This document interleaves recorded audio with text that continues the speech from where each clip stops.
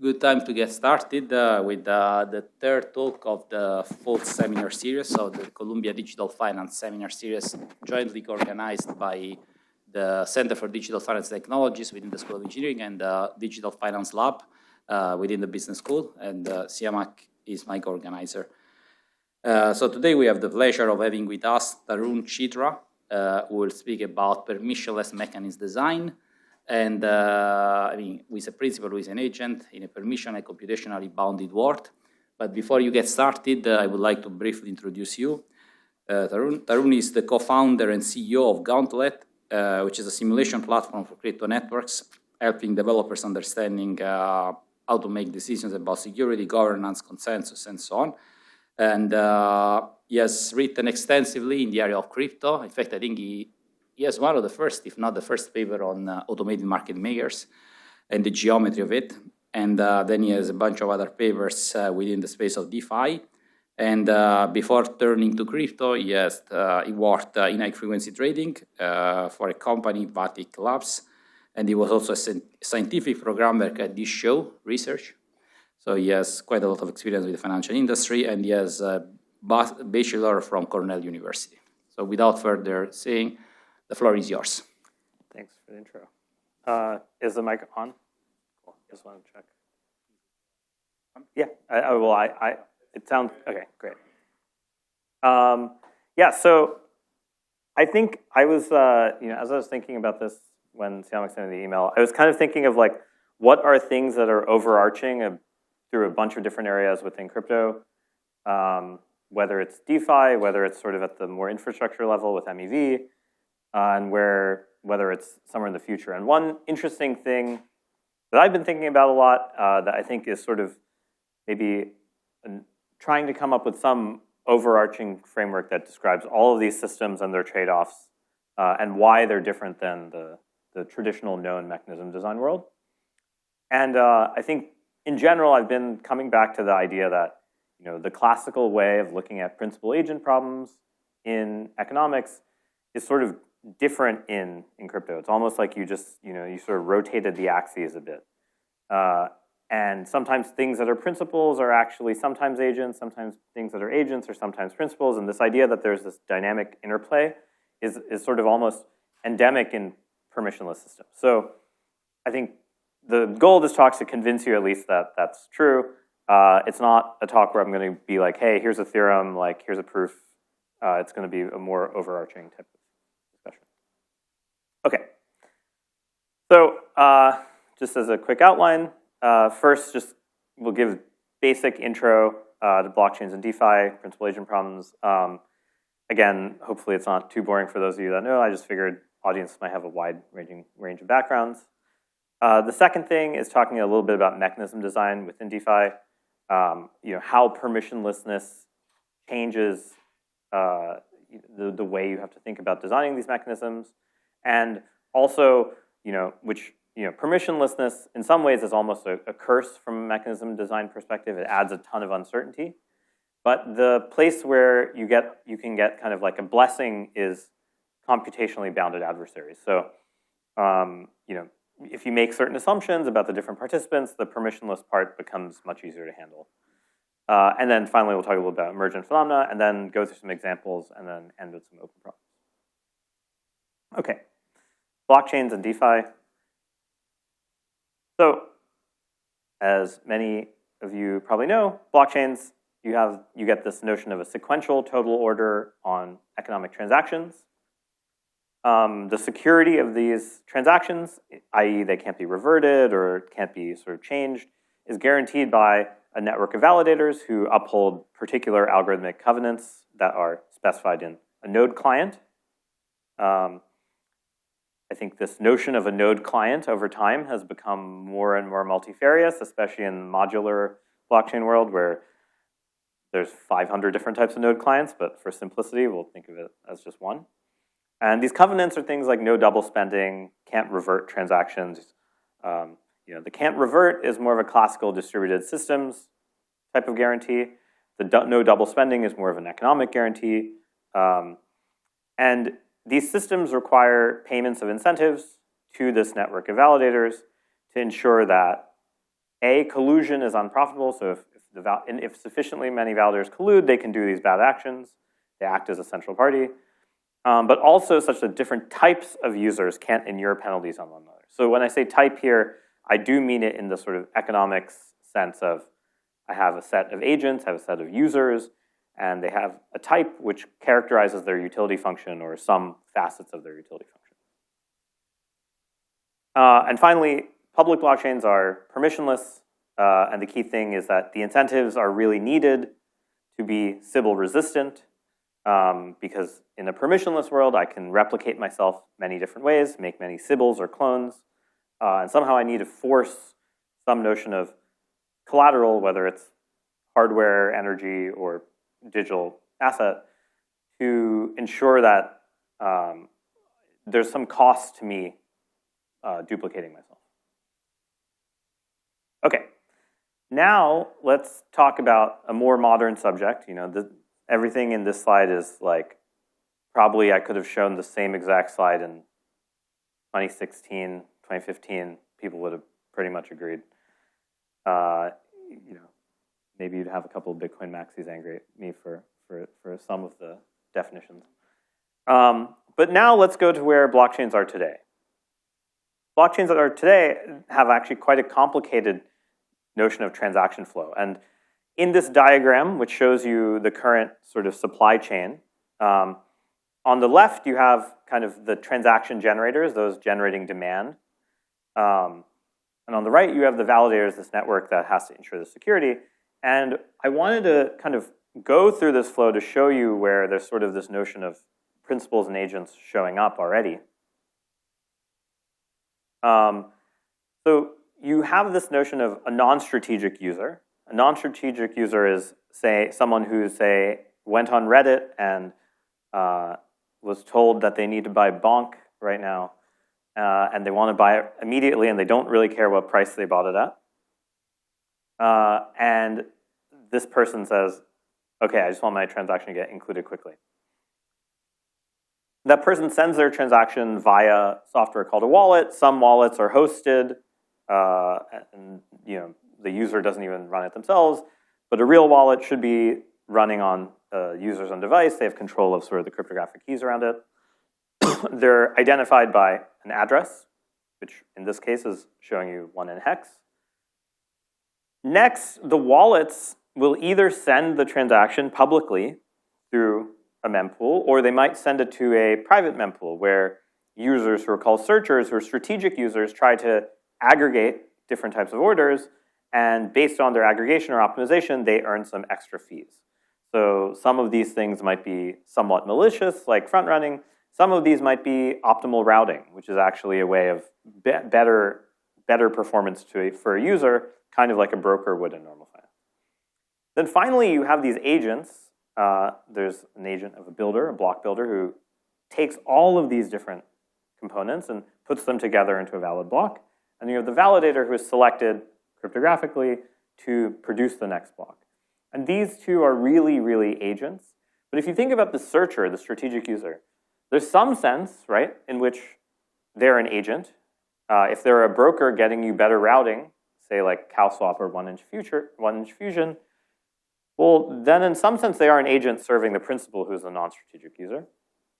But they're also sort of an agent themselves, right? They can front run your transactions. They can, they're a principal themselves. They can front run your transactions to get rewards themselves. So there's a reason I kind of use the word user here instead of principal, because these kind of dual identities are actually kind of very well hidden here.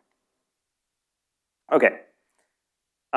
So decentralized finance. So decentralized finance are applications built on top of this network. So, you know, this user who said, I want to buy bonk quickly at any price.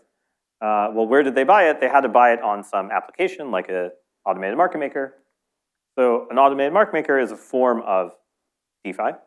And the idea is that in a permissionless setting, you can easily create many-sided markets on demand and use smart contracts, use these validators enforcing these rules to enforce certain covenants, to enforce certain penalties, to also enforce certain payments.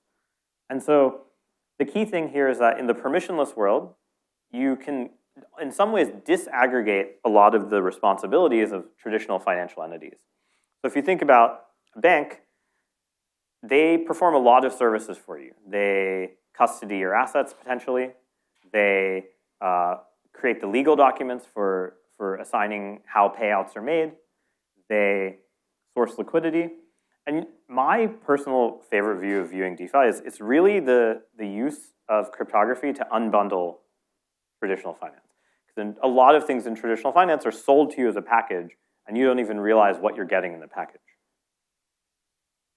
Anyone with capital can participate in these markets. So for instance, anyone can be a market maker, whereas if I went to the CME and I said, hey, can I start quoting on particular symbols, they will say, no, you can only make market orders unless you pass our certification.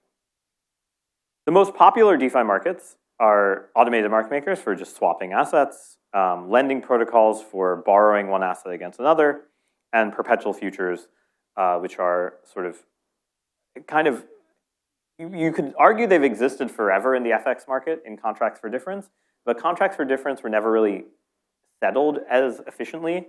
So I would argue that perpetual future is a very unique asset in the crypto industry. Okay, so you might say, why would I use this thing? It sounds potentially more inefficient because it's permissionless, so like anyone could maybe front run me, or maybe because it's permissionless, people have to post collateral, so it's less efficient. Well, one very important thing is you get, and these images are all generated by DALL-E for the ones that are kind of weird, like look a little too hopeful or something. I'm not sure. But is this notion that you get egalitarian quality of service regardless of sort of identity, nation, location. So DeFi protocols don't really know anything about the user other than their wallet balance. In most blockchains, they don't even know anything about the history of that wallet. They only know the state at the time that a transaction is sent. And there's sort of the sense in which that they are fundamentally a lot more non-discriminatory than other forms of finance. And that might be important for people who, say, can't pass KYC, not because they're money launderers, but because they live in Laos. On the other hand, another kind of benefit that is important from my perspective is what I call user-generated finance. What I mean by user-generated finance is, suppose I want a very weird exposure. Like I say, like, actually, I want a payoff curve in price of asset, payoff. I want some payoff that looks like this. I don't know, I'm making up a random continuous function. In traditional finance, if you want to replicate this, sure, you could go to something that's a complete market. Maybe there's sufficiently many options. I don't know. I mean, you would need the options to be sufficiently dense, you need liquidity at every level. You'd have to figure out how to do it if you tried to replicate it perfectly. On the other hand, you might go to an OTC broker, to a derivatives counter at a bank and say, hey, here's what I want. You figure how to make legal documents that give me these discrete payouts when this price is at a certain level. Now you rely on the legal system, and you also rely on this third party to enforce these payments so that you can get this payoff. The beauty of DeFi is that you can actually try to algorithmically define this payoff and then provide incentives for people to arbitrage when it isn't met. And this notion that you can actually program your payoffs and anyone can provide liquidity and arbitrage as needed to get you to that replicated payoff is very different than normal finance. And I like to think of this as user-generated finance, right? Like a lot of the social media revolution of the 2010s was user-generated content dominating production content. And I sort of think DeFi has this notion of it's really user-generated finance. Like users can create whatever payoff they want, and if their payoff has the right incentives, like they can actually have it enforced. And I think that's just like a very different version of the world than what you see in normal finance. Okay, so let's maybe talk a little bit about DeFi and principal agent problems. So just to, just this notion of agency, goes back to Holmstrom, Hall, others. And the kind of agency model is there's a principal who has a value function, V. The principal wants to optimize their value function over some set of unknown hidden actions. So example is maybe I'm an insurance company and I have a bunch of capital from premiums, and I know that I need to maximize my return on those so that when a hurricane happens, I have sufficient capital to pay it off, which might be more than what the premiums are. So as the principal, I don't actually, maybe I'm sort of not very good at trading, or I don't have specialty in markets that need capital right now. So I delegate to an agent. The agent has a bunch of actions they can take. They can go buy bonk. They can go, I'm only saying that because you mentioned that and now it's stuck in my head. Or maybe I go buy a bunch of real estate in Brazil, or maybe, there's this whole world of actions that can happen. Maybe they're constrained, they have a mandate in their LP agreement that says, okay, I can only invest in dog coins. And so there's this whole suite of actions that the user can take. The principal doesn't even know the actions that can be taken. They don't even care. They're just like, I want my value function optimized. You take the actions, and I pay you an incentive to do that. So just an example of an incentive is a linear incentive. So most funds, whether they're hedge funds, venture capital funds, they charge a fixed incentive, a management fee, but they also charge a proportional incentive in the performance fee, and that's a linear payoff. So the idea of a principal agent problem is the principal just doesn't have enough information to optimize their function. They outsource it, and they pay an incentive to maximize their return. As I mentioned earlier, DeFi and blockchains make this notion of principal and agent much more complicated. In the permissionless world, someone presenting as an agent under one address could be a principal on another address. Someone who's an agent can be multiple types of agents. And this notion of permissionless things already has this principal agency thing kind of a little bit weird even at the center. This notion of the network of validators, there's a sense in which those validators are themselves principals because they're paying themselves the Coinbase transaction or the fees. They're sort of inserting demand into the network. They're already at this thing where they're not perfectly matched to one another. And the permissionless nature means it's hard to control these incentives of giving an agent a particular incentive or giving a principal a particular incentive. And so there's sort of this inherent thing that classical contract theory, what Holmstrom et al. Won the Nobel Prize for, is somehow missing this. It is fundamentally missing this idea that I can shapeshift, I can be an amphibian in this world. Okay, so again, like I said, I'm not writing any formalism or anything. I'm trying to give you the high-level intuition of why I think this is a interesting framing for a lot of different things within crypto. So first of all, blockchains have this thing that is if you have read much contract theory, the part of the spectrum that contract theorists hate to write any research on, which is the multi-principal, multi-agent problem. Multi-principal means maybe there's many insurance funds who are trying to get funds to invest for them, and agents are there's many fund managers. The multi-case has tons of difficulties mathematically if you try using classical contract theory. But fundamentally, in a permissionless environment, you can't control that. You can't really control that you have a single principal, and you can't control you have a single agent. So there's sort of a natural sense in which this is the most general setting. And mechanism design DeFi in particular, in the permissionless world, this notion of agent type, which we'll talk about via examples, in the economics literature, the type of an agent is sort of, again, their notion of their utility function. So maybe I have a market where there's a market maker who has a particular utility function, and I have a trader who has another type of utility function. There's two types there. A lot of models, say, classical economic models for market making, like Gauntlet, stuff like that, they assume some sort of fixed type space, and they assume some known types that are constant, right? In DeFi, you fundamentally do not actually know the agent types. You can sketch them, you can cluster them, but you don't know the actual types that are in the market at a given time. They can enter and leave. And the numbers of the different types can fluctuate. Also, there's a notion of arbitrary collusion between principals and agents because there's public data and a public billboard of communication channel that they have. So we'll talk in some of the examples about this notion of collusion is also easier in this world. So there's that even also muddies this difference between principals and agents. The other thing, and I don't know how many economists here, so maybe they won't be that offended by me saying that economics are way more complicated in this type of world, partially because of this many principals and agents, but also because the cost of entry and exit is really low, A, and B, all of these systems fundamentally have dynamic pricing inherent in them. Every single blockchain has some notion of dynamic pricing, whether by the sort of transaction fee to get your transaction included. And I want to kind of emphasize why this point is very different. In most markets that have dynamic pricing is actually an emergent phenomena. It's not a built-in phenomena.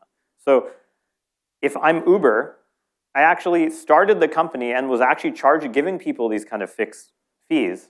And over time, I reached a scale at which dynamic pricing actually completely changed the throughput of my business, and so I optimized it. But I didn't start with this idea that I'm going to have this cab app, and it's going to have dynamic pricing on day one. And in a lot of these marketplaces, you actually, in Web 2 marketplaces, if you look at how history was rewritten, it was like, oh, their key innovation was they figured out how to do dynamic pricing on day one, created this matching of these two sides of the market, and it worked. But that's not actually true. You actually had to hit some scale for that. They had surge pricing on day 2 because their first day they actually had this huge thing where there were not enough cars. But it's a good point. But their day 1 launch was actually botched because they didn't have surge pricing. And then just because I remember when it first came out, they tried to pricing sounds bad, but they tried to argue probably correctly that it's good. I remember the narrative very. It was definitely there early, but like they launched with this black car service in San Francisco, fixed price. And then literally the first day they launched, like it got DDoSed. And so then they had that surge pricing. So, but I guess my point is like a lot of things, like even the cloud market didn't start with preemptible instances and elastic instances. It started with these fixed price things and then it got to a scale where it mattered. I think there's a fundamental mindset shift when dynamic pricing is endemic and built in automatically. It changes how you design your products.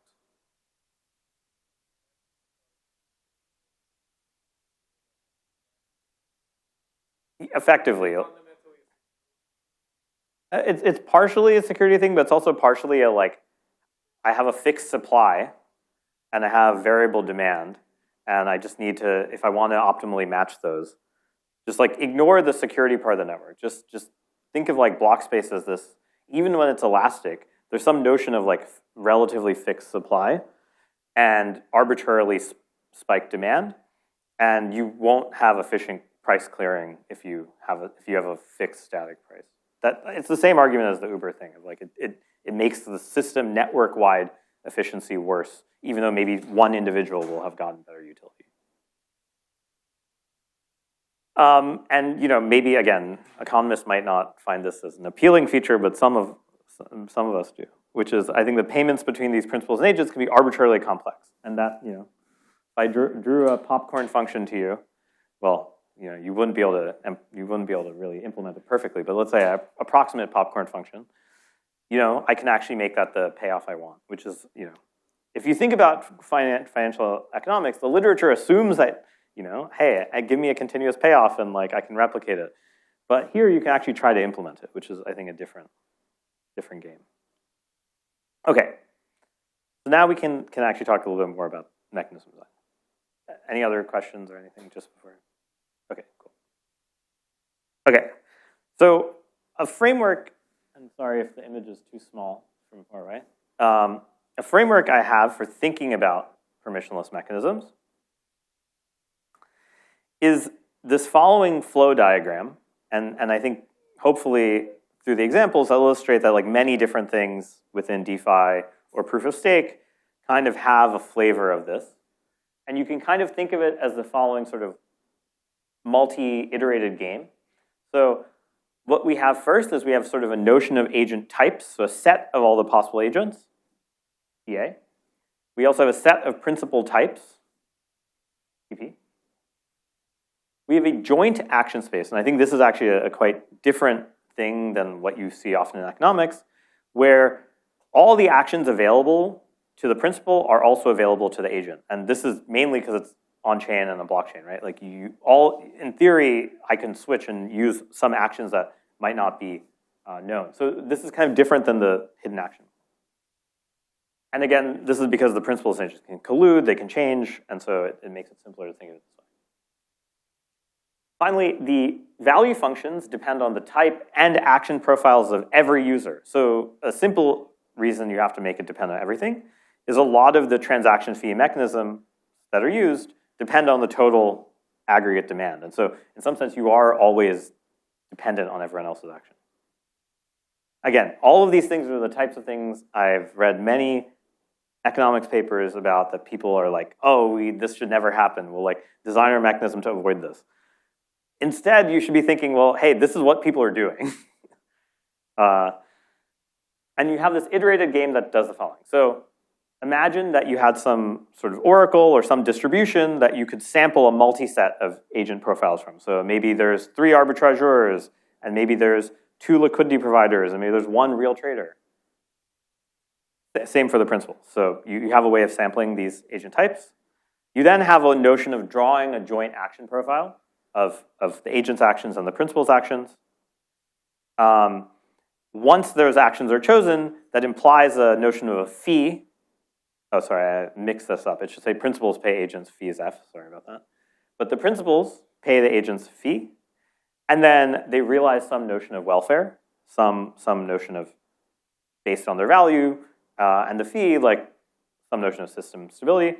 And then they have some notion of a signal they generate. So here I just wrote a simple one, like what was my real welfare versus the expected welfare, but it could be arbitrary. That feeds back into the distribution that samples the type. So, it's this notion that, oh, like I was an arbitrageur, and after 1 round, I realized actually I should be like buying a ton of bonk. Instead of doing the atomic arbitrage, I actually think this asset is going up, and I'm going to momentum trade, right? So that's this notion that I took the signal, and I used the signal to change my type.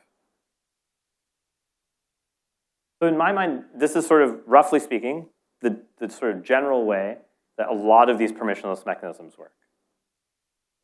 Your slide here, the only asymmetry, everything else is sort of, but when I think about sort of the classical principal agent problem that you discussed, there's also asymmetry Yes. in terms of the actions they can take. For sure. The principal is hiring the agent because they can't do it themselves or they don't have to. So, like, why not just have one type of agent? Like, or like one class of agents with different.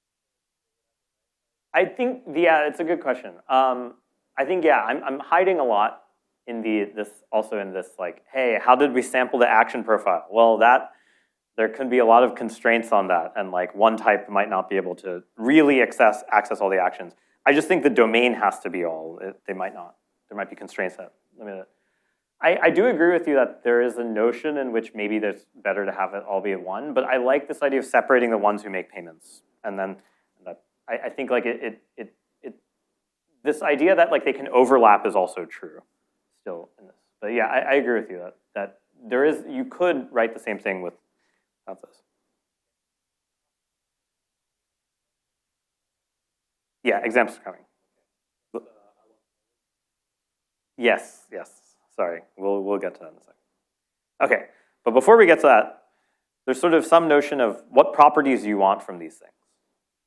So in the permissionless world, unlike the permissioned world, there's this concept of being able to replicate myself or change my type that I reveal to the mechanism. In some cases, you can violate what's known as credibility.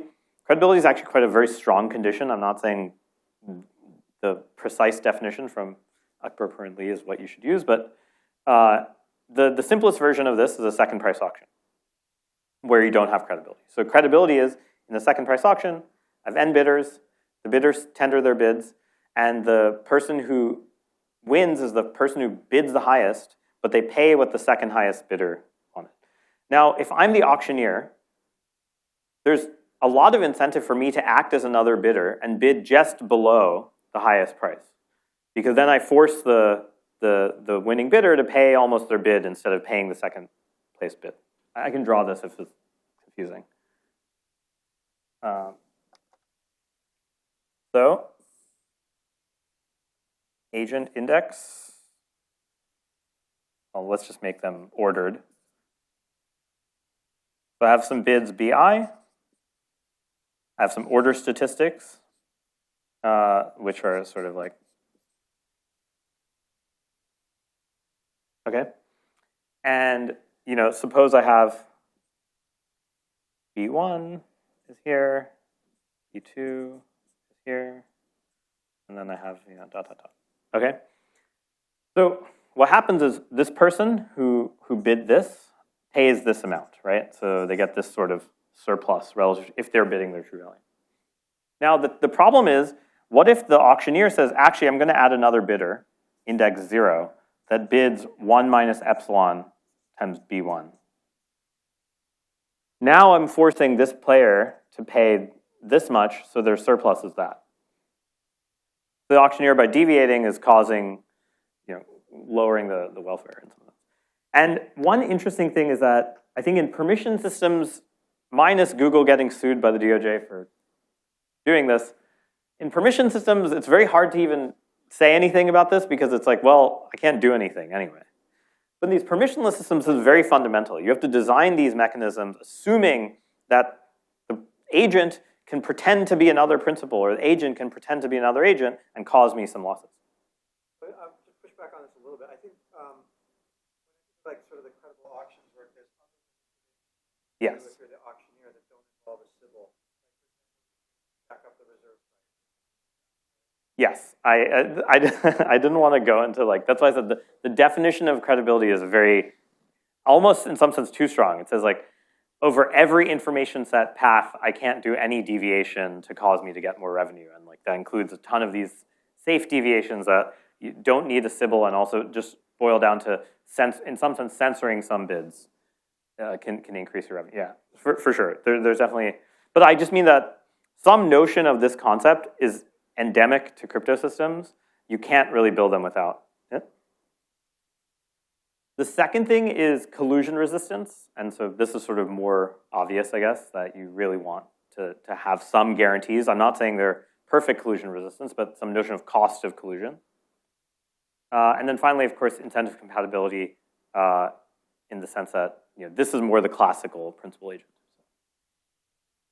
Okay, before we get to examples, one last thing. So if everything I said makes you think this is all hopeless and that permissionless mechanisms are too hard to design for, or too hard to think about, the key beauty of cryptography is computational boundedness. It allows you to assume that the actors who are in the system don't have more compute than a certain amount. Like the adversaries have some constraint. And those constraints allow you to restrict, you know, in this kind of diagram, the constraints allow you to shrink the action space or add constraints on the action space, the cryptographic constraints. They allow you to make the cost of principals and agents being the same or overlapping or change be high. And so there's a sense in which this computational bounded constraint coming from cryptography is very, very important. And there's sort of two types of commitments that you can make. Commitments you force actors in the system to do. One is economic. They have to put up collateral. So in a proof-of-stake system, that collateral is the collateral securing the network. But the second is cryptographic, like some type of commitment that someone can't break, and you either reveal later or you do a computation on it and it works. And the key thing here is this bounds how sophisticated actors can be, and it's sort of different than, you know, the standard economics type of assumption that like, hey, I have this like infinitely powerful optimizer, and like I need to assume that that person can exist. The final thing, before we go to some examples, are sort of emergent phenomena that show up in permissionless systems.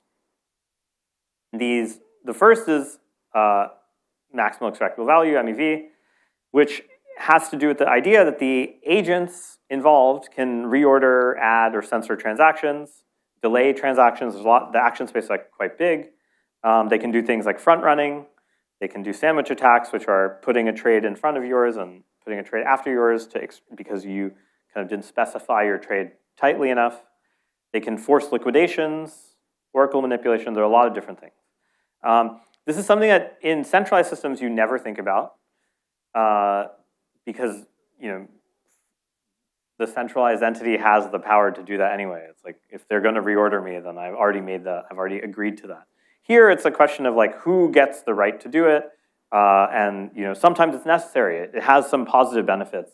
One paper we wrote that I still am surprised by often is this idea that sometimes sandwich attacks can improve routing quality across the network, and there might be some benefits that you don't. Even the things that look like purely negative to a single user can actually benefit the network in aggregate. The second thing, and this is especially relevant now, is like we're in this many blockchain, many roll-up world, is cross-chain execution. So all of the stuff I was talking about earlier assumes you have these principals and agents in kind of one ecosystem. But now I have another ecosystem of principals and agents. How do they interact? Well, what if I'm a principal in one and an agent in the other, or vice versa? Or what if they're agents in both and they do a similar function? Some of those actions can actually be positive. Maybe I can give you some pre-confirmation guarantees. Other actions can be worse because maybe I can use your information from one chain to inure a penalty on another. And really thinking about these is much harder than thinking about the principal agent stuff. But for MEV, at least there's sort of some research, but I think the cross-domain stuff is still very open. Okay, and now to some examples. Oof, I guess I messed up my overlap, but the left are the non-strategic users. Sorry, I think the text got slightly changed. It's on my bad.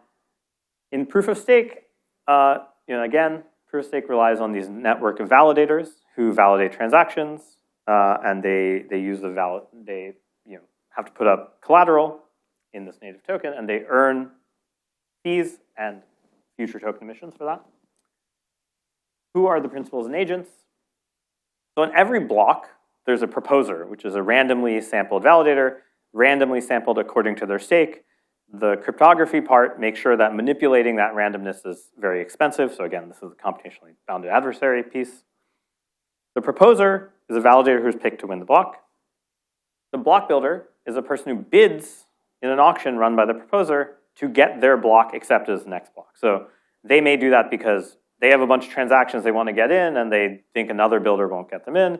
They have a bunch of order flow, and they get paid effectively if they get the order flow in. Lots of different utilities, lots of different types. And finally, there's strategic users who either aggregate user flow and optimize it, or they do things like front running. And so this diagram kind of tries to illustrate these non-strategic users who are just, they might just send their transaction publicly, so it reaches a block builder directly. They might send it privately directly to a block builder. They might send it publicly, and then these strategic users who aggregate and optimize do something, or they might send it directly to a block builder. If you're using MetaMask, for instance, you're usually just sending it to Infura as a block builder. The block builder's bid in this auction. The proposer picks the winning block and appends it. Now, a natural question that I feel like when I first heard this design, which only happened after the merge, but somehow no one who's working on this seemed to think or care about, is what if the proposer and block builder collude? Which, the greatest thing is there was an attack in April 2023 where a malicious proposer did collude with themselves as a block builder and inured some losses. So this is, I'm not saying this is the best design. This is just what you have in the wild. But sorry? What was the attack?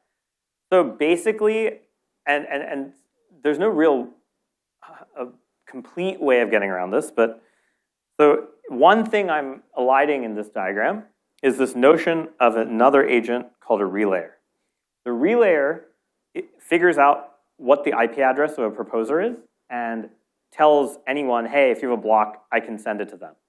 The reason for this is that if the proposer is changing every round, right? So you would have to have a network table of every possible proposer's IP address, which most of them won't even commit to doing ahead of time for security reasons. So the idea is the relayer acts as sort of this semi-trusted intermediary who guarantees your block makes it. And the relayer has one critical task, which is you send the relayer your block, they send the proposer a proof of validity of the block and your bid. They don't send the whole block.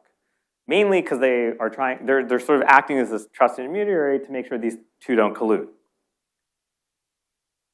But what happened is that the malicious proposer realized that actually I'm going to say I accept a block, and now the relayer send me all the transactions, and then if I can assemble a block faster and send both blocks, so the relayer also sends a valid block when I accept to mainnet, so it's getting flooded. But if I send my block and more than 50% of the network gets it, then I can basically cause a fork, and the resolution is what the proposer chooses. The proposer gets slashed for that, but the slashing penalty was 3 ETH, but the winning was like a few hundred. So obviously they're like, I don't care about getting slashed. And so that was a case where the proposer and builder. Unbundling a sandwich. A bunch of, yeah, exactly, unbundling, exactly.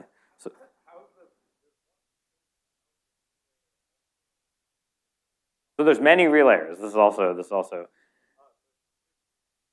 Well, the thing is the job of the relay is take the block, send the proposer, and then if the proposer replies with an accept, then send the block to the public network, right? So that people start voting on attesting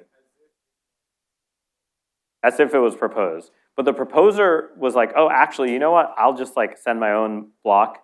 And now the network will have two things. So it'll look like a fork, so it causes the attestations to change.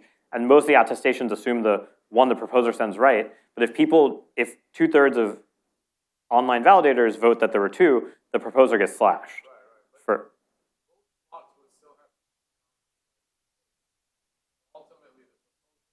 So this was sort of the issue in the code. You could argue this was a bug. Proposer didn't have to sign the first relayed one, and then basically what would happen is as sort of an optimization, people would vote on the one the relayer sent, and then they would wait for the proposer to send a signed one, and then so all they did is add some delays and make sure the signing happens. But like it's still non-zero probability that this works. Right? It's purely a latency game at once if you can construct a block fast enough. So in this game, we can see a bunch of different types of principals and agents. We have a bunch of agents in the proposers and block builders. And again, we have this notion of this searcher, this MEV searcher, who can be both, right? They can, in the same block, they can front run a bunch of people, as well as provide routing and better execution. So they're sort of acting as both. And there's sort of, this inherently, I think, since this is the blockchain itself, this means inherently you have this ambiguity between principals and agents.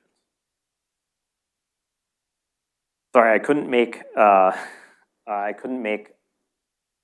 tried to get ChatGPT to read this and give me some ticks, and it didn't work. So, you know, I'm not as convinced about AGI as maybe some people there. But anyway, apologies for my chicken scratch. But I want to just kind of walk through the different pieces of that model, who the principals are, who the agents are, and then sort of this notion of an action space. The action space here is sort of the set of valid transactions, plus the set, union, the set of bids in the block, union, an action that only the proposer can take. So this is what I mean by constraints. Like you think of the joint action space, but you can have constraints, which I denote by this sort of indicator function, which is only the proposer can select the block.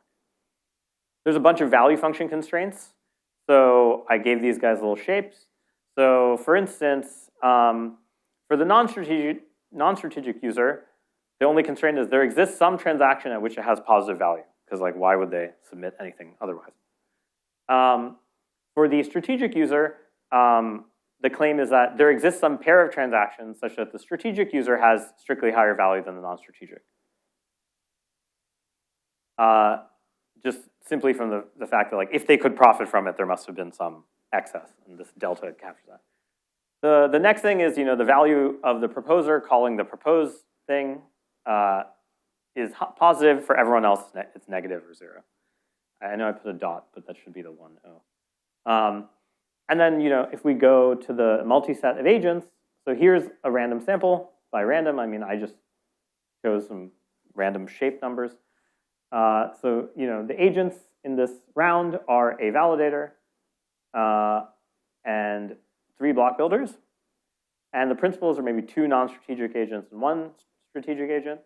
And then you kind of have these action profiles of users generating transactions, the principals, and the agents generating bids and propose. And you have some notion of their welfare. So the idea here is that all of that framework, you could take even this proof of stake thing and really think about it this way. Does that make sense? Example. So what are the principal agent problems in proof of stake? So optimal fee mechanisms.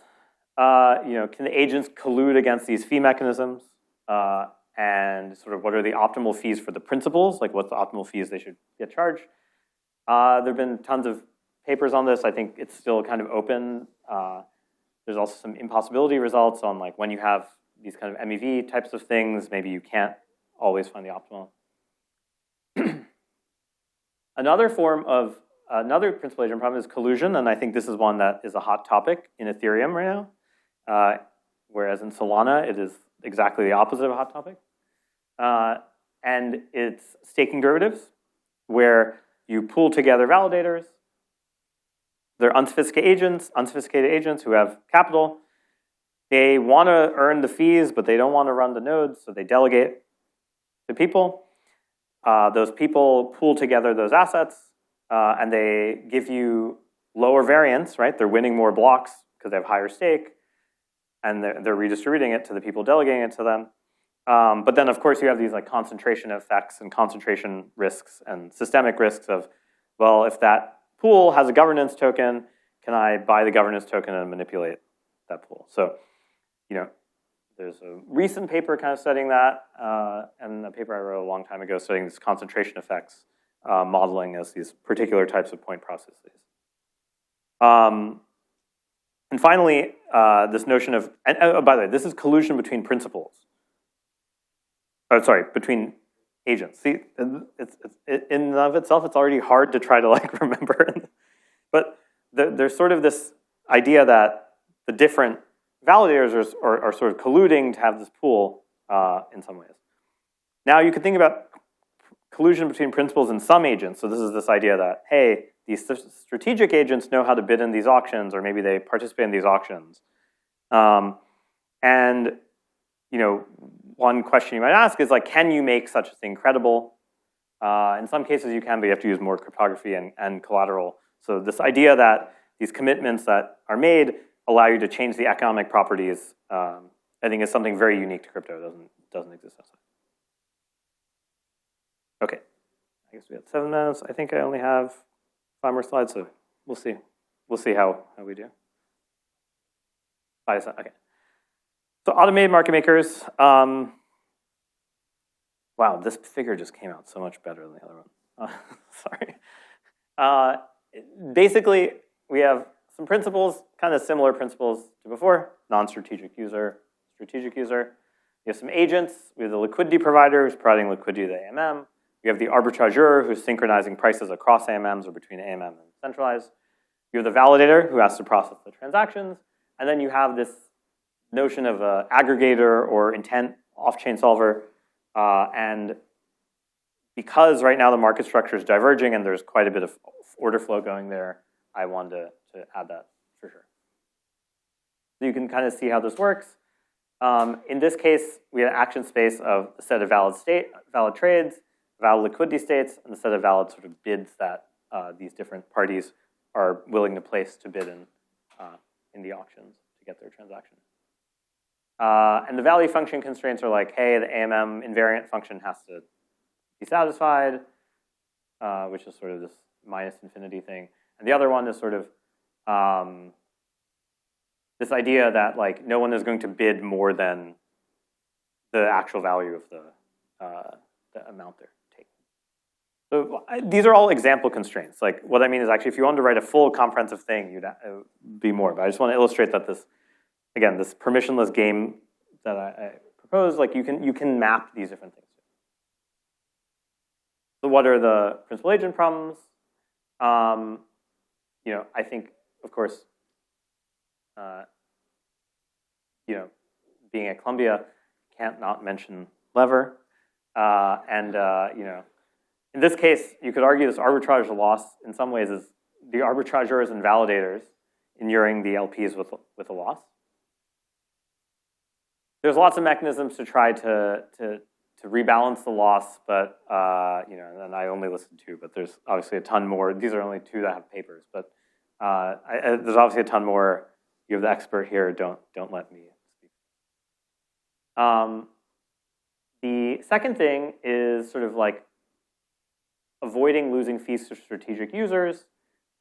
This is sort of this idea of a just-in-time liquidity attack, which again, I know crypto people love calling these things attacks, but like in a lot of cases they are sort of just good trades. I'm not convinced they're attacks. Highly profitable trading strategy.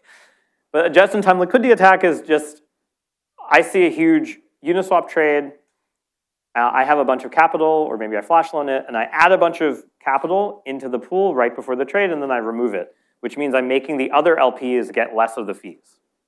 So I'm kind of front-running the LPs instead of front-running the user. And there's been some actual recent work that sort of frames this as a principal agent problem, and I think it naturally does have that. And finally, this notion of optimal aggregation, like a lot of these off-chain aggregation models have many actors, right? The off-chain part means there's many, many more actors. And the guarantees for AMMs are moot, but sort of like what happens when they get mixed together? They still have to obey some of the AMM constraints. And again, you can think of those as a PA. All right, finally, lending protocols. I'm not going to go through everything, but just argue that, hey, you have this notion of different types of principals for the lenders, borrowers. You have agents who are keeping the system safe, liquidators, validators. And you have some notion of state space for that. And some of the problems are optimizing interest rate curves, dealing with oracle manipulation. There was just something that happened to DYDX this week. And then strategic borrowers over-indebting protocols. That's like the curve stuff of the last year. Finally, I mentioned this emergent phenomena. I just was going to give a brief overview, but the main things are MEV is not always as bad as you think. Active block building, this idea of MEV adding fees, isn't incentive compatible. That's recent work also, I guess, from here.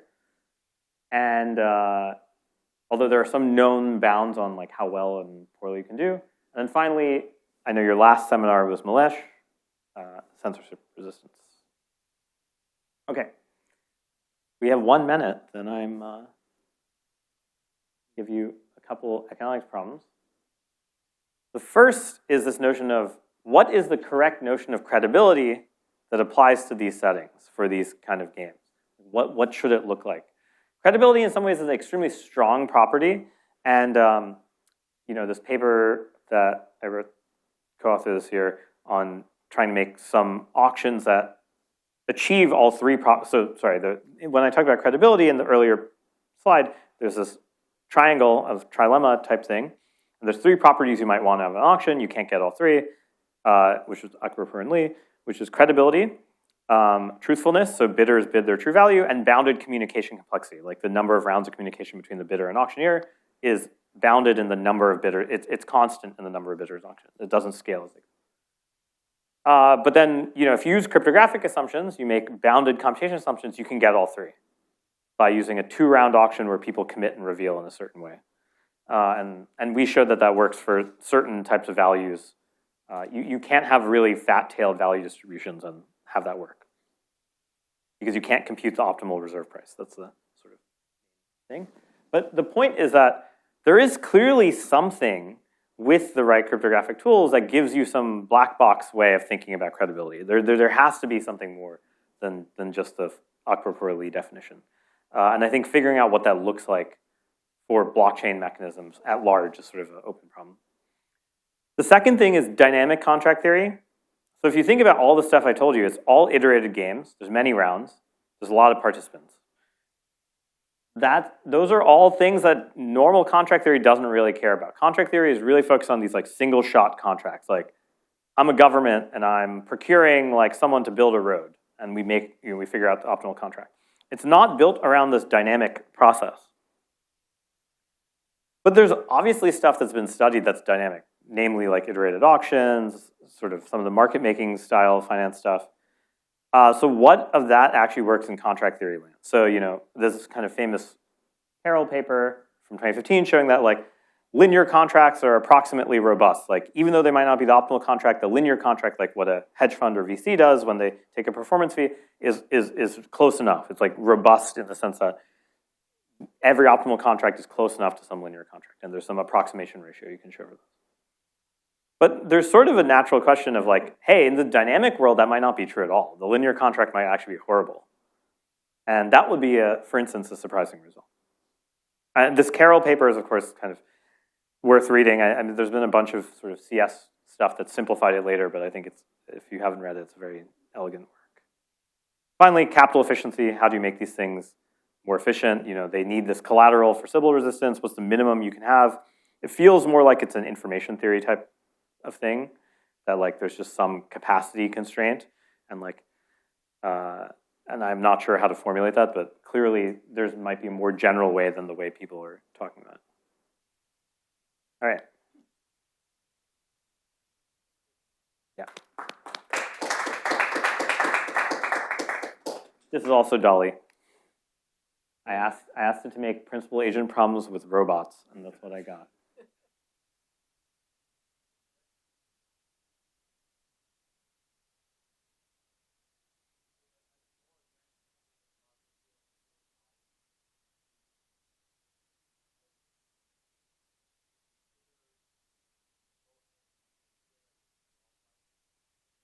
Yeah, so this idea for this idea of, oh, I get around this economic trilemma by having certain cryptographic commitments, putting collateral, that was sort of, yeah, that in that paper we sort of implicitly assume there exists a ZKP, because you actually have to prove that your collateral is more than, you have to prove you're over collateralized, but if you reveal that, then you degrade to the public auction.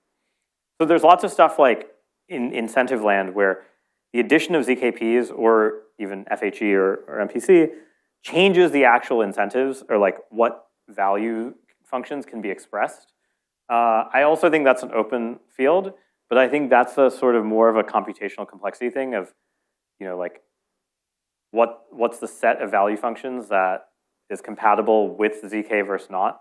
And I don't know, it's still very new. I think one thing as both founder of a company and an investor that I think about when I invest in ZK stuff is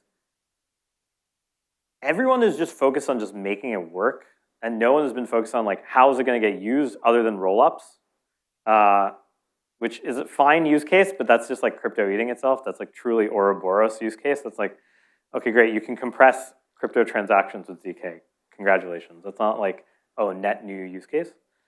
And I think this idea of like what's the set of economic mechanisms that are improved is completely untouched, other than like 3 papers right now. So, yeah. You're not saying like. So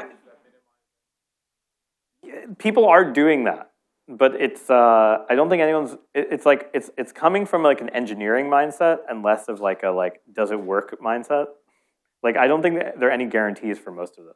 In fact, there's some impossibility results that you for some of those. Some of the things people are doing.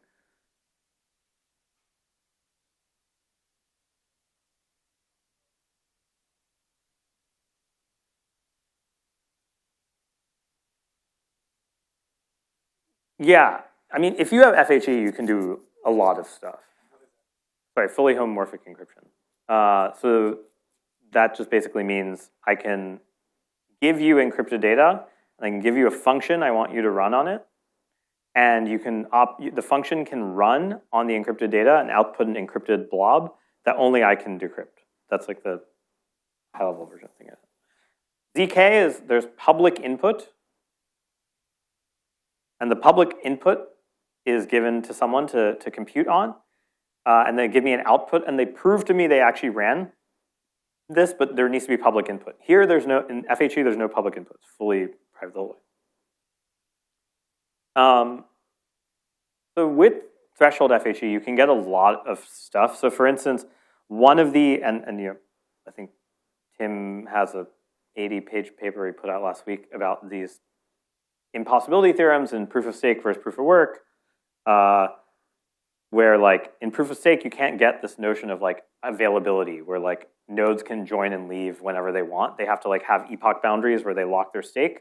Because if the stake is not known, then how do you know how to sample correctly, right? If I don't know the distribution of stake, I can't really sample the next thing. I have to lock it.